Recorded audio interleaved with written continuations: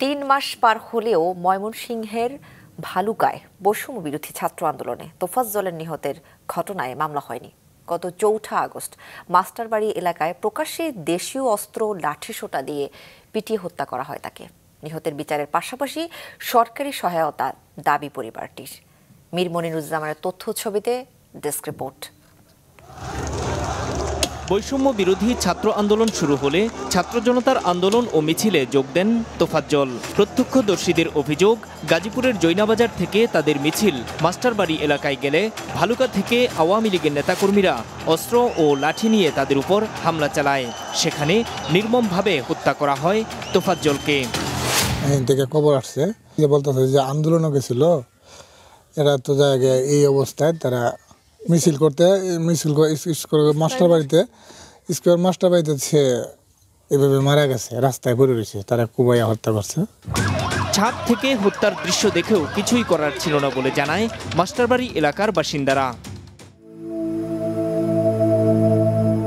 বাবাহারা তোফাজ্জল মা ও ছোট ভাইকে নিয়ে শ্রীপুরের একটি ভাড়া বাড়িতে থেকে রাজমিস্ত্রির কাজ করে সংসার চালাতেন। হত্যাকাণ্ডের ৩ মাস পার হলেও কোনো মামলা করতে পারেনি দরিদ্র পরিবারটি। অভিযোগ, হত্যাকাণ্ড ধামাচাপা দিতে হুমকি দিচ্ছে প্রভাবশালী মহল। পরিবারের একমাত্র উপার্জনক্ষম সন্তানকে হারিয়ে মা হারেসা আক্তার দিশেহারা। কাম হতাছি না, আমি হতেই চলাইছে সংসার, অন্ত হত না গিয়া। আমরা 5টা ভাই বোনে অনেক কষ্ট করে বড় হয়েছি। আজকে যখন সংসার হাল ধরার মতন আমার ভাই হয়েছে, তখন এই মানুষে খুবই মারা লাগছে, কষ্টটা তো আমরা সহ্য হয় না।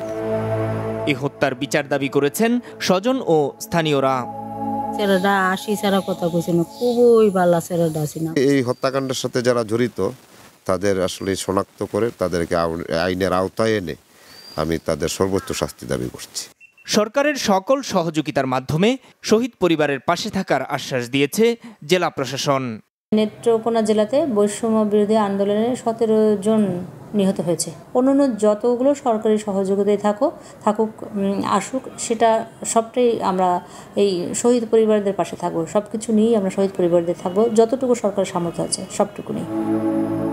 মাছরাঙা নিউজ ডেস্ক। জুলাই বিপ্লবে আহতদের চিকিৎসায় কোনো রকম অবহেলা বরদাস্ত করা হবে না বলে হুঁশিয়ারি দিয়েছেন স্বাস্থ্য অধিদপ্তরের মহাপরিচালক অধ্যাপক ডাক্তার আবু জাফর। গতকাল বিকেলে যশোর সার্কিট হাউসে আন্দোলনে আহত বৈষম্য বিরোধী ছাত্র আন্দোলনের নেতা এবং স্বাস্থ্য বিভাগের কর্মকর্তাদের সাথে মতবিনিময়কালে প্রধান অতিথির বক্তব্যে একথা বলেন ডাক্তার আবু জাফর। এর আগে জেলার চৌগাছায় নবনির্মিত 100 শয্যা উপজেলা স্বাস্থ্য কমপ্লেক্স 250 শয্যার যশোর জেনারেল হাসপাতাল পরিদর্শন করেন তিনি। পরে জুলাই বিপ্লবে নিহত যশোরের বেনাপোল আবদুল্লার বাড়িতে যান স্বাস্থ্যমন্ত্রী। দিনাজপুরের হিলিতে মেয়াদোত্তীর্ণ ও অনুমোদনহীন ঔষধ এবং লাইসেন্স মুরগির ফিড বিক্রি দায়ে 3টি ঔষধের দোকানকে অর্থদণ্ড দিয়েছে জাতীয় ভোক্তা অধিকার সংরক্ষণ অধিদপ্তর। গতকাল বিকালে হিলি বাজারের বিভিন্ন ওষুধের দোকানে অভিযান চালায় জাতীয় ভোক্তা অধিকার সংরক্ষণ অধিদপ্তর। এ সময় মেয়াদোত্তীর্ণ ওষুধ বিক্রির দায়ে জাহিদ ফার্মেসিকে 3000 এবং মন্ডল ফার্মেসিকে 5000 টাকা জরিমানা করা হয়। এছাড়া অনুমোদনহীন ওষুধ এবং লাইসেন্স ছাড়াই মুরগির ফিড বিক্রির দায়ে কাউসার এন্টারপ্রাইজের মালিককে 10,000 টাকা জরিমানা করা হয়।